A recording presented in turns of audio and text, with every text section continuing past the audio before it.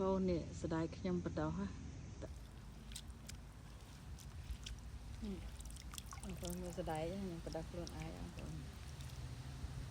ខ្ញុំ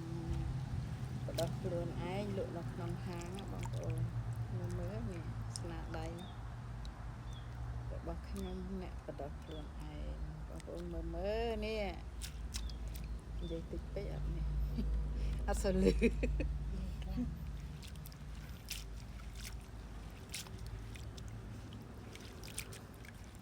ក្តីសុខរបស់ខ្ញុំណាគឺខ្ញុំបដោះស្ដែកលក់នៅក្នុងហាង SM Cafe បងប្អូនណាត្រូវការមកពុជនីយដ្ឋាន SM Cafe បងប្អូនអញ្ជើញមកនេះសំបីតែស្ដែកក៏ខ្ញុំបដោះខ្លួនឯងដែរហើយសេចក្តីសុខខ្ញុំអត់មានអីក្រៅពី